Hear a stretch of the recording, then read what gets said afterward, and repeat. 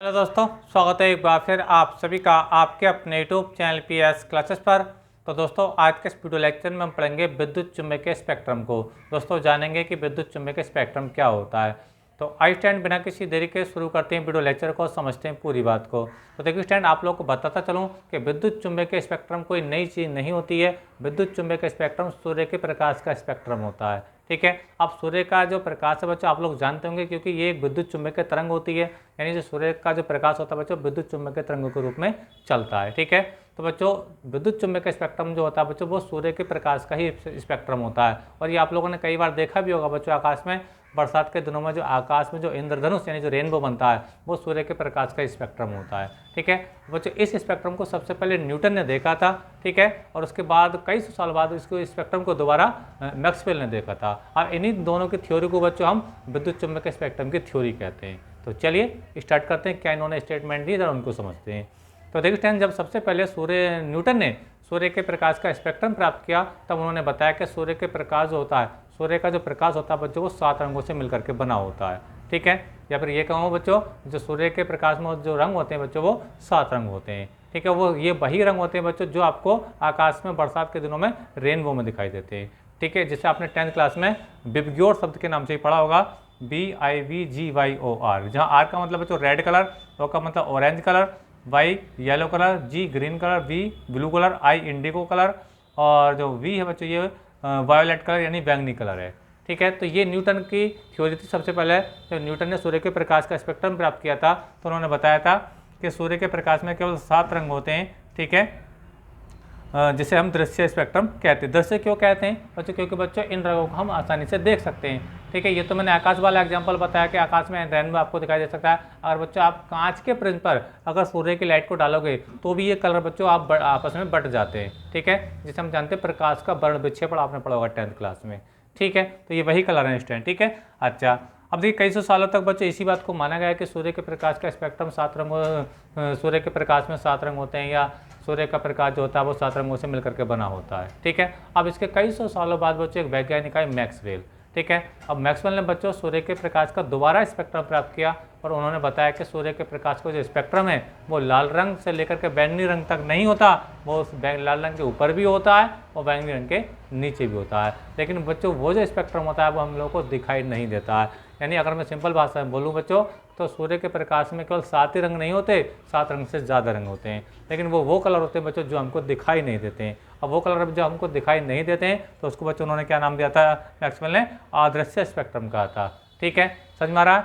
जो स्पेक्ट्रम लाल रंग के ऊपर वाले भाग में आता है उसे ऑब्जेक्टिव स्पेक्ट्रम किया था, और जो बैंगनी रंग के नीचे वाले भाग में आता है उसे उन्होंने पराबैंगनी स्पेक्ट्रम का नाम दिया था। इसके बाद बच्चों माइक्रो तरंगों, रेडियो तरंगों, एक्स किरणों और गामा किरणों की खोज हुई थी। ठीक है, और इन सभी तरंगों को उन्होंने इनके तरंगदैर्ध्य के आधार पर व्यवस्थित किया। ठीक है, और इन तरंगों को जब इनके तरंगदैर्ध्य के रूप आधार पर जो व्यवस्थित किया, तो इस व्यवस्था को ही बच्चों हम विद्युत चुम्बकीय स्पेक्ट्रम कहते हैं। तो ये जो आप स्क्रीन पर देख पा रहे हैं सारे के सारे बच्चों क्या है, ये सब विद्युत चुम्बकीय तरंगें हैं। ठीक है, और ये जो आप देख पा रहे होंगे लाइनिंग के रूप में, ये सूर्य के प्रकाश हैं, ये जो सूर्य के प्रकाश में कलर होते हैं। ठीक है, समझ में आ रहा था? क्योंकि मैंने आपको बताया कि जो सूर्य से आने वाला जो प्रकाश होता है वो भी एक विद्युत चुम्बकीय तरंग होता है। तो याद रखें कि जो सारी की सारी किरणें हैं बच्चों जो आप इसको स्क्रीन पर देख पा रहे हैं, ठीक है, ये सब क्या है, ये सभी ही विद्युत चुम्बकीय तरंगें होती है। ठीक है, अच्छा, अब बात करते हैं इसकी तरंगदैर्ध्य की बच्चों। तो न्यूटन ने जब सूर्य के प्रकाश का स्पेक्ट्रम सबसे पहले प्राप्त किया था, तो उन्होंने बताया था कि लाल रंग की जो तरंगदैर्ध्य होती है बच्चों वो 8000 एंगस्ट्रॉम होती है, और जो बैंगनी रंग होता है बच्चों इसकी तरंगदैर्ध्य क्या होती है बच्चों? 4000 एंगस्ट्रॉम होती है। यानी दृश्य स्पेक्ट्रम जो होता है बच्चों वो 4000 एंगस्ट्रॉम से लेकर के 8000 एंगस्ट्रॉम की रेंज में फैला हुआ होता है। समझ में आ रहा आप लोगों को मेरी बात?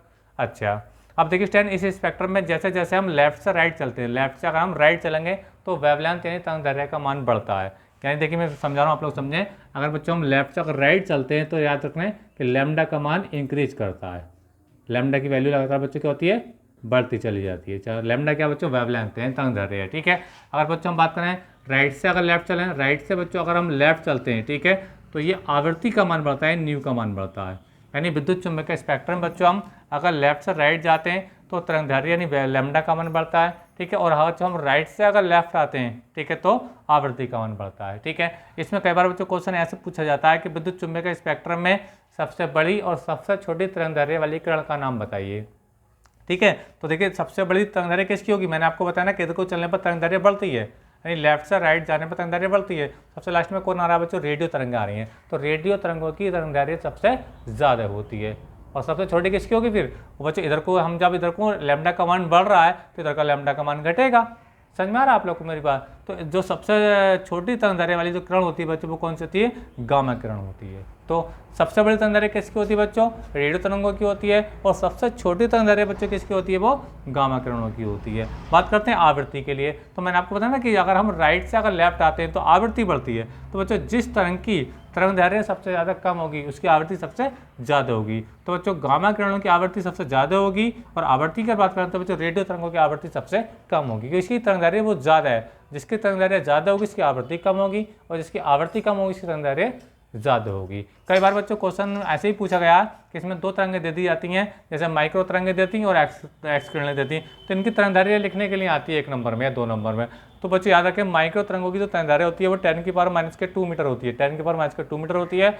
और जो एक्स किरणें होती है बच्चों इनकी जो तरंगदैर्घ्य होती है बच्चों 10⁻10 मीटर होती है।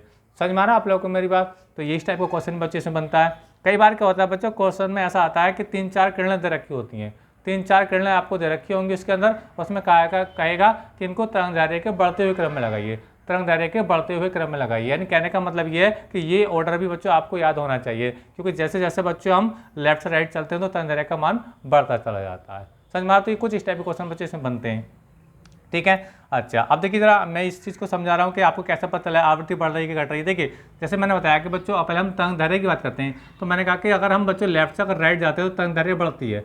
तो तरंगदैर्घ्य का मतलब क्या है जरा इसको समझिए। मान लीजिए ये मैं किसी वेव के लिए दिखा रहा हूँ, किसी तरंग के लिए दिखा रहा हूँ।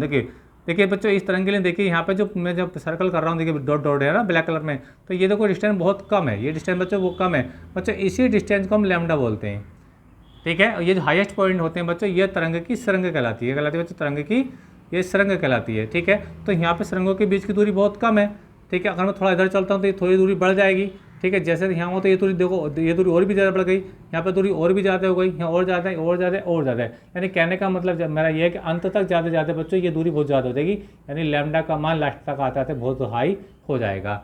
तो यानी कहने का मतलब है इधर को चलने पर यानी लेफ्ट से राइट चलने पर तरंगदैर्घ्य का मान लगातार बढ़ता चला जाएगा, क्योंकि बच्चों इन दो हाईएस्ट पॉइंटों के बीच की दूरी को हम क्या कहते हैं बच्चों, तरंगदैर्घ्य कहते हैं, ठीक है, यानी वेवलेंथ कहते हैं, ठीक है। अच्छा आवृत्ति की अगर बात करें तो आवृत्ति इसका उल्टा होता है, आवृत्ति के लिए इधर को चलना होता है। तो देखिए हम जैसे जैसे इधर को चलेंगे, जैसे जैसे हम इधर को चलेंगे तो ये हाईएस्ट पॉइंट देखो लगातार क्या करेंगे, बहुत पास पास आते चले जाएंगे, बहुत यानी इसका राउंड बहुत पास पास हो जाएंगे। तो इधर को आने पर बच्चों आवृत्ति बढ़ती है और इधर को जाने पर बच्चों तरंगदैर्घ्य बढ़ती है।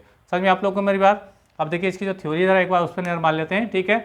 और ये पूरा क्वेश्चन चाहें तो बच्चों आप इसका स्क्रीनशॉट लेकर अपने नोट्स में कॉपी कर लीजिए। क्या थ्योरी है कुछ समझते हैं। देखिए सबसे पहले न्यूटन ने सूर्य के प्रकाश का स्पेक्ट्रम प्राप्त किया और उन्होंने बताया कि सूर्य के प्रकाश में 7 रंग कौन कौन से विबग्योर मैंने आपको बताया था, ठीक है, होते हैं, ठीक है। सात का मैंने अर्थ भी आपको बताया था, जिसे दृश्य स्पेक्ट्रम कहते हैं। दृश्य क्यों कहते हैं, क्योंकि हम इनको देख सकते हैं, ठीक है। जैसे मैंने आपको रेनबो वाला एग्जाम्पल दिया था, है ना, जिसमें लाल रंग की तरंगदैर्घ्य कितनी होती है बच्चों, 8 × 10⁻⁷ मीटर होती है, क्योंकि मीटर में लिखा है, अगर एंगस्ट्राम में लिखोगे तो 8000 एंगस्ट्राम ही आएगा।